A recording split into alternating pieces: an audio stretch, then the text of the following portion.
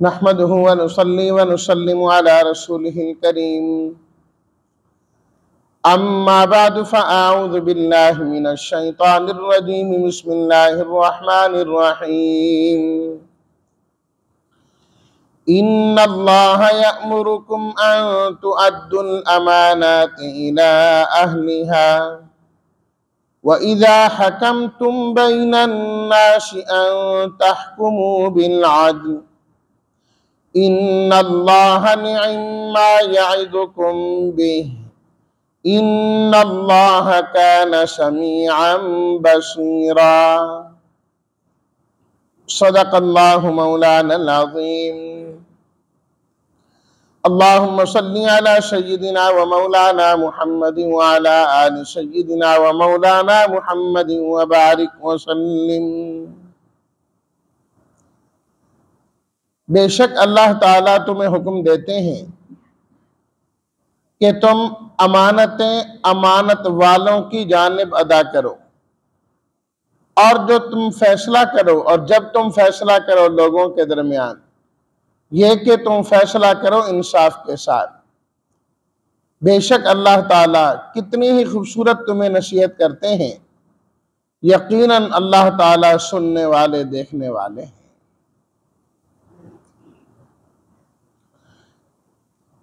कल इस आयत के शान नुज़ूल के मुतालिक मैंने तफसीलन अर्ज किया था कि किस मौके पर कुरान मजीद की आयत नाजिल हुई।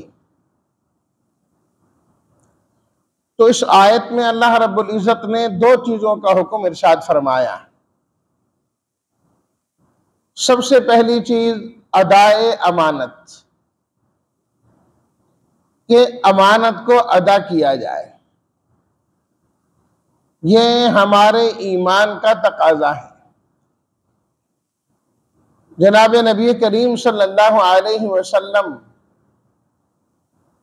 जब भी खुतबा इरशाद फरमाते,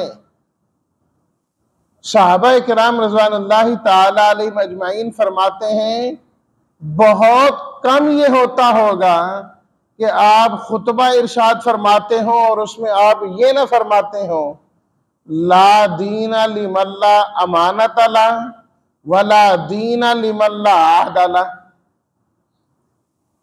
कि जो अमानत नहीं अदा करता उसका कोई ईमान नहीं है, और जो आहद को पूरा नहीं करता उसका कोई दीन नहीं। वो कैसे दीन वाला हो सकता है जहां आहद को पूरा करना नहीं है? वो किस तरह ईमान वाला हो सकता है कि अमानत को अदा नहीं करता? भला उसका भी कोई ईमान है? उसका ईमान भी किसी काबिल है जो इस बात पर उसको नहीं मजबूर करता कि वो अमानत वाले की जो अमानत है वो उसके सुपुर्द कर दे। और मुनाफिकीन की जो अलामात बतलाई गई हैं, मुनाफिकीन की अलामात बतलाई गई, इज़ा हद्दसा कज़बा व इज़ा वादा अखलफा व इज़ा तुमिना खाना व इज़ा खासमा फजरा। फरमाया कि जब बात करता है तो झूठ बोलता है। ये मुनाफिक की अलामत है, झूठ बोलना। व इज़ा वादा अखलफा, और जब वादा कर ले तो खिलाफ वर्जी करता है। व इज़ा तुमिना खाना, और जब उसके पास अमानत रखी जाए तो उसमें खयानत करता है। व इज़ा खासमा, और जब लड़ाई झगड़ा हो जाए तो गालम गलोच पे उतर आता है, फौरन गालियां बकना शुरू कर देता है। फरमाए ये चार अलामतें मुनाफिक की। और आप अलैहिस्सलातु तस्लीमात ने फरमाया, जिसमें जितनी अलामात होंगी समझ लेना वो उतना ही मुनाफिक है।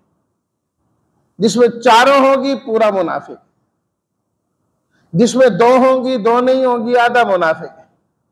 एक होगी चौथाई निफाक उसमें भी पाया जाता है। वह इज़ा तुमिना खाना, तो आप अलैहिस्सलातु तस्लीमात ने बाकायदा तौर पर जिक्र फरमाया कि मुनाफिक की निशानी यह है कि जब अमानत रखी जाए तो उसमें खयानत करता है, उसमें खयानत किया करता है। तो अदाए अमानत, यहां पर अल्लाह ताला ने अमानत को जमा के तौर पर जिक्र किया। अन तुअद्दुल अमानात इला अहलिहा, अमानतों को अमानत वालों के सुपुर्द कर दो। इस लफ्ज ही से इशारा है इस बात की जानिब कि अमानत की सिर्फ यही किस्म नहीं है कि माल किसी का है तो वो माल उसके हवाले कर दिया जाए। आमतौर पर हमारे जहन में यही है, अमानत इसी को कहा जाता है ना कि जो माल जिसका है उसके हवाले कर दो। उसने अमानतन रखा था, कोई चीज रखी थी, वो उसकी वापस कर दो, इनकार ना करो। इसमें कोई शक की बात नहीं, ये भी अमानत है, ये भी अमानत है। लेकिन इसके अलावा भी अमानतें हैं। याद रखिए कि जो चीज जिसके सुपुर्द हो जाए, जो जिसकी जिम्मेदारी में आ जाए, वो चीज उसके पास अमानत है। किसी कंपनी से बात कर ली, मैं इतनी देर तुम्हारे पास काम करूंगा, ये काम करूंगा, अब वो उसके पास अमानत होगी। कितनी ईमानदारी के साथ वो करता है, कितनी के साथ नहीं करता, ये उस पर इन्हिसार है। अपनी तरफ से उसने पूरी कोशिश की, अपना वक्त उसने पूरा दिया, उसने अमानत को अदा किया है। और अगर सिर्फ वो वहां पर बैठकर अपना टाइम पूरा करता है और मुकम्मल करता है कि 8 घंटे मैंने दफ्तर में बैठना है, बस पूरा कर लिया, कोई काम काज नहीं, वक्त जाया करके आ गया, इसने खयानत की है। जब वो काम उसके सुपुर्द किया गया है, उसके लिए भरपूर मेहनत और कोशिश करना इसकी जिम्मेदारी में शामिल है। दफ्तर इसके हवाले किया गया, दफ्तर की एक एक चीज इसके पास अमानत है। अगर किसी चीज को बेजा खर्च करेगा, ये भी खयानत करेगा, और वहां से कोई चीज उठा के लेके आएगा, ये भी खयानत करेगा। वहां पर जो कुछ है बतौर अमानत के इसके हवाले किया गया है। बस औकात छोटी छोटी चीजें जो होती हैं, इनकी परवाह नहीं की जाती। दफ्तर का पेन है, बस लिखते रहे, जेब में डाला और लेके आ गए। हमारा अपना ही है, कोई बात नहीं है, 10-15 रुपए की बात है, ये कौन सा है? ये भी खयानत है, जायज नहीं है। क़यामत के दिन इसका भी हिसाब देना होगा। अल्लाहु अकबर। एक मौके पर जिहाद के बाद जब माल गनीमत जमा कराया गया, आप अलैहिस्सलातु व तस्लीमात ने तकसीम कर दिया। बाद में एक सहाबी जो है ना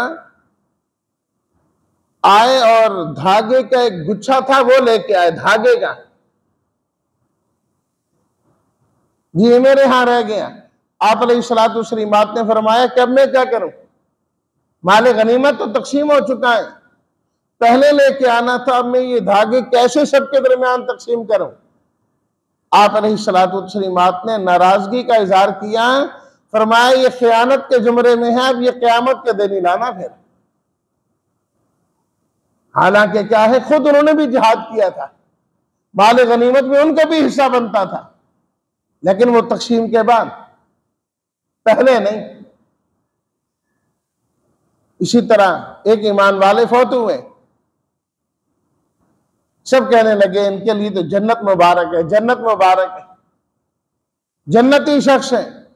फरमाया कि इन्होंने माले गनीमत में थोड़ी सी खयानत की, एक चादर ले ली थी, मैं देख रहा हूं कि वो चादर आग की बनकर लिपटी हुई है।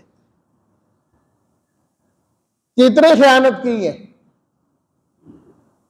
अलगर्ज जिस चीज का हक नहीं है उसको अपने इस्तेमाल में लाना, अपने पास रखना, ये भी खयानत में है। आप दफ्तर के सरदार सरबराह हैं अपनी जगह, लेकिन वहां की चीजें आप इतनी ही इस्तेमाल कर सकते हैं जितनी इजाजत आपको दी गई, साथ लाने की गुंजाइश और इजाजत नहीं। ये अमानत के अंदर शामिल है। या अय्युहल्लज़ीन आमनू ला तख़ूनुल्लाह वर रसूल व तख़ूनू अमानातिकुम। ईमान वालों, अल्लाह और उसके रसूल से खयानत न करो और अपनी अमानतों के अंदर भी खयानत न किया करो। यह भी जायज नहीं है। इसी तरह हुकूमती मनासिब और जो ओहदे हैं, ये भी अमानत के अंदर शामिल है। ये भी अमानत के अंदर शामिल है। जिस तरह कि कल हमने शान नुज़ूल पढ़ा इस रिवायत का कि बैतुल्लाह की चाबी को माली चीज तो नहीं है, एक खिदमत है। अल्लाह ताला ने इसको भी अमानत फरमाया, इसको भी अमानत फरमाया कि ये अमानत अमानत वाले के ज़ुबुर्द करे। लिहाजा हुकूमत का ओहदा उसी को ही दिया जा सकता है जो उसका अहल है। जो उसका अहल नहीं है उसके सुपुर्द करना। अल्लाहु अकबर, अल्लाहु अकबर। हदीस शरीफ में आता है, नबी करीम सल्लल्लाहु अलैहि वसल्लम ने इरशाद फरमाया कि एक शख्स ने ओहदा किसी आदमी के हवाले किया और वो जानता है कि ये शख्स इसका अहल नहीं है, या वो जानता है कि फलाना शख्स इससे ज्यादा अहलियत रखता है, इससे ज्यादा वो अहल है इस बात का, लेकिन इसने जानते बूझते हुए ओहदा दूसरे को दिया। फरमाया ये वो आदमी है जिस पर अल्लाह की लानतें बरसती। और एक रिवायत में यहां तक फरमाया ऐसे आदमी का अल्लाह फर्ज भी कबूल नहीं फरमाते और ऐसे आदमी का अल्लाह नफल भी कबूल नहीं फरमाते। इसलिए खुदारा ये वोट देते हुए ना इस चीज का खास ख्याल रखा जाए। सिर्फ इस बुनियाद पर नहीं फलाना बंदा मेरी पार्टी का है और फलाना बंदा मेरी पार्टी का नहीं, कि मैं जिस जमात से मोहब्बत करता हूं बस उसका जो भी खड़ा है अल्लाह खैर सल्लाह। मशहूर है ना, फलां जमात का गधा भी हो जाए तो लोग उसको वोट देंगे, फलां जमात का खंबा भी हो तो लोग उसके वोट देंगे। अरे भाई, आपकी अमानतदारी किधर गई? यही अमानत है कि आप जमातों को देख के वोट दिया जाता है। वोट एक अमानत भी है और वोट एक शहादत भी है। देते हुए आप गवाही दे रहे होते हैं कि ये जितने लोग हैं मैं गवाही देता हूं कि ये ठीक है। अब देख लें कि गवाही ठीक है कि गलत है। क्या आप जानते हैं कि ये जो 5 आदमी इनमें से फलाना ज्यादा बेहतर है? जो बेहतर समझते हैं उसको आप दे रहे हैं, या जो है ना जो आपकी जमात का है आप उसको दे रहे हैं? अगर सिर्फ जमात बंदी देखी गई और इस्तेहकाक नहीं देखा गया, आप भी खयानत कर रहे हैं। मैं और आप भी खयानत कर रहे हैं उस मसले। अन तुअद्दुल अमानात इला अहलिहा, अमानतें अमानत वालों के सुपुर्द करनी है। अल्लाहु अकबर। और नबी करीम सल्लल्लाहु अलैहि वसल्लम ने यह भी इरशाद फरमाया, अल मजालिसु बिल अमाना, अल मजालिसु बिल अमाना, जो मजलिसें हैं ना वो भी अमानत पर कायम होती है। एक मजलिस कायम हुई, उस मजलिस के अंदर कोई बात और गुफ्तगू हुई, वो बात और गुफ्तगू अमानत होती है।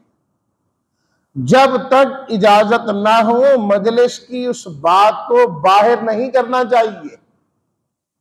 यह भी खयानत है कि वहां बैठने के बाद कहता देखा है ऐसी बात कर रहे थे, उसने फलाने ने ये किया, फलाने ने ये किया। उसने जो किया सो किया, आपने खयानत कर दी।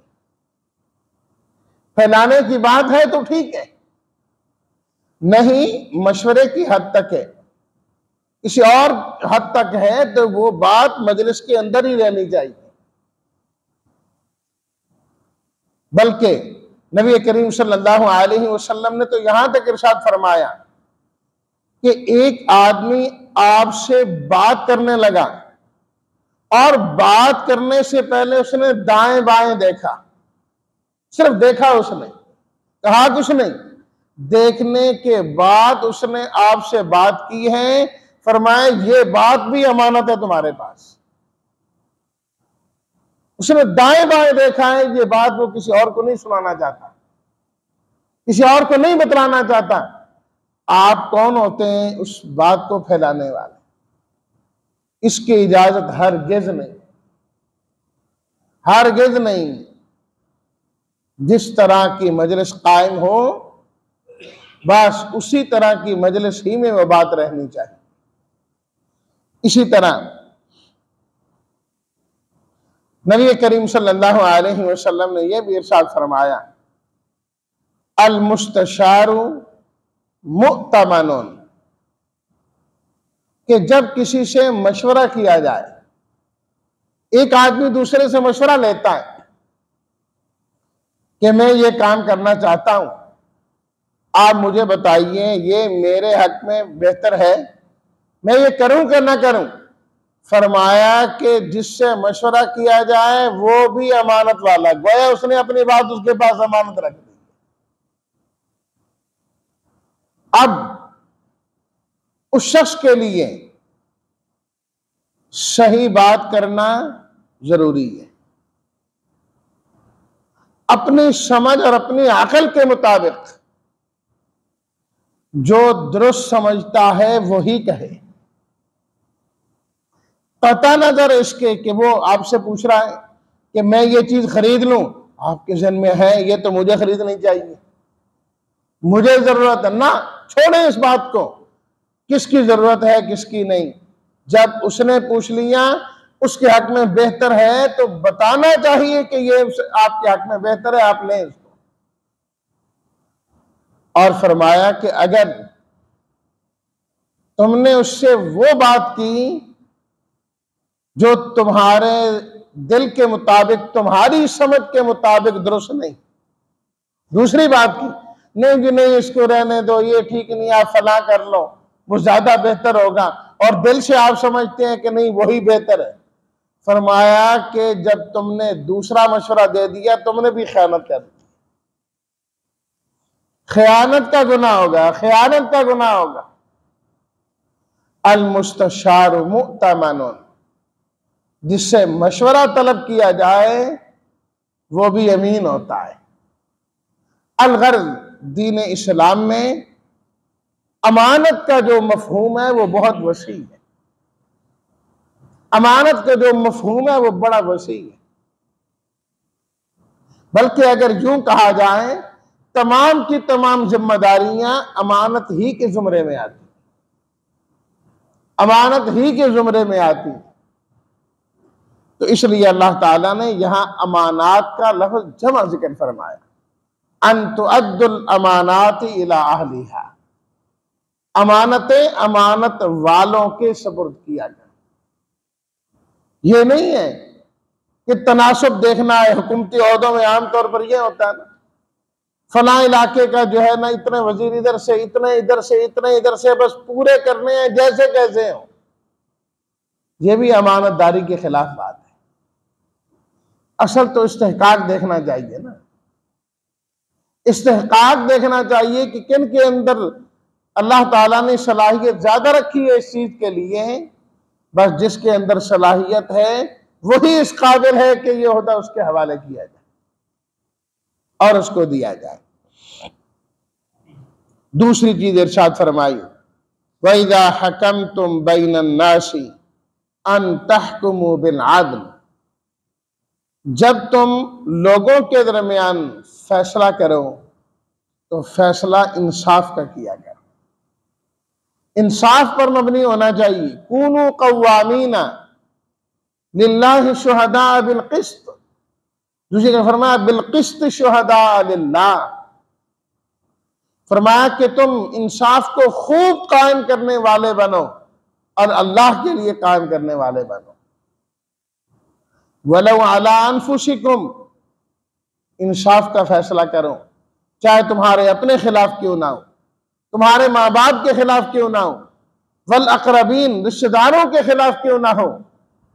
ये नहीं देखना कि अगर इंसाफ का फैसला हो तो फलाना गरीब आदमी है, मैं गरीब आदमी के खिलाफ कैसे फैसला दूं, या फलाना अमीर आदमी है, मैंने उसके खिलाफ फैसला दिया तो मेरी खैर नहीं है।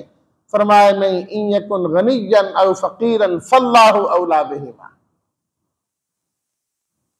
अल्लाह ताला ज्यादा मेहरबान है उन पर। उस मेहरबान जात ने तुम्हें हुक्म दिया है, न अमीरी देखनी है, न गरीबी देखनी है, न अपनों को देखना है, न गैर को देखना है, बस तुम्हारी जिम्मेदारी यह है कि फैसला इंसाफ का करना है। इसी चीज का हुक्म अल्लाह ताला ने अपने अंबियाए किराम अलैहिमुस्सलातु व तस्लीमात को भी दिया। बराह रास्त अल्लाह ताला ने हजरत दाऊद अलैहिस्सलातु व तस्लीमात से फरमाया, फहकुम बैनन नास बिल हक या दाऊद इन्ना जअलनाका खलीफतन फिल अर्द फहकुम बैनन नास, ऐ हमारे पैगंबर दाऊद, हमने आपको अपना खलीफा बनाया है जमीन में, आपकी जिम्मेदारी है आप लोगों के दरमियान इंसाफ का फैसला करें। इंसाफ का फैसला, इन्ना अंज़लना इलैकल किताब बिल हक लितहकुम बैनन नास बिमा अराकल्लाह। अल्लाह ताला ने नबी करीम सल्लल्लाहु अलैहि वसल्लम से फरमाया, मेरे हबीब, हमने आप पर ये किताब नाजिल की कुरान मजीद, ताकि आप लोगों के दरमियान हक का फैसला करें। जो अल्लाह ने समझ इस कुरान के जरिए से आपको अता फरमाई है, उसके जरिए आप लोगों के दरमियान फैसला करने वाले बने। खामखा की तरफदारी ठीक नहीं है। फैसला और बात हमेशा इंसाफ की होनी चाहिए। इंसाफ की कतई नजर इससे कि हमारा करीबी कौन और हमारी जमात कौन है। और फिर यहां पर भी गौर तलब बात यह है, अल्लाह ने यह नहीं फरमाया वइज़ा हकमतुम बैनल मुमिनीन, ईमान वालों में फैसला करो तो इंसाफ का करो। बैनल मुस्लिमीन, ये नहीं फरमाया जब मुसलमानों में फैसला करो तो इंसाफ का करो। नहीं, हकमतुम बैनन नास, जब लोगों के दरमियान फैसला करो, चाहे वो काफिर तुम्हारे पास अपना मुकदमा लेकर क्यों नहीं आए, फरमाया तुमने वहां भी किसी की तरफदारी नहीं करनी, फैसला इंसाफ ही का करना है। वहां एक मोमिन और एक काफिर आपके सामने आ गए, आपने ये नहीं देखना कि ये ईमान वाला है, ये तो अपने ही है, इसके हक में फैसला कर देते हैं। नहीं, फरमाया कि अगर हक उस काफिर का बनता है, फैसला उस काफिर के हक में करना है। वइज़ा हकमतुम बैनन नास अन तहकुमू बिल अदल इन्नल्लाहा निअम्मा यइज़ुकुम बिही। फरमाया देखो अल्लाह कितनी खूबसूरत खूबसूरत तुम्हें नसीहतें करते हैं, निअम्मा कितनी बेहतरीन नसीहतें करते हैं, यइज़ुकुम बिही इन्नल्लाहा काना समीअन। अब अल्लाह ताला सुनने वाले हैं कि कौन कौन अल्लाह के बोल बोलता है, अल्लाह के लिए इंसाफ की बात करता है। बसीरन, अब अल्लाह देखने वाले हैं, कौन अमानत को अमानत वालों के सुपुर्द करता है, अल्लाह देख भी रहा है और सुन भी रहा है। इसका फैसला फिर क़यामत के दिन अल्लाह खुद भी फरमा दे। खुद भी सिर्फ बंदे पर नहीं छोड़ा कि नहीं, तुम जिसे कहो बड़ा अमानतदार है वो अमानतदार ही हो, तुम जिसे कहो बड़ा मुनसिफ मिजाज है वो मुनसिफ मिजाज हो। फरमाया क़यामत के दिन हम खुद फैसला कर लेंगे, बता देंगे कि किसने इंसाफ किया है और किसने अमानत को अदा किया है। अल्लाह हमें अमानत अदा करने वाला बनाए और अल्लाह हम सबको इंसाफ के साथ कायम रहने की भी तौफीक नसीब फरमाए। व आखिर दावाना अनिल हम्दुलिल्लाहि रब्बिल आलमीन।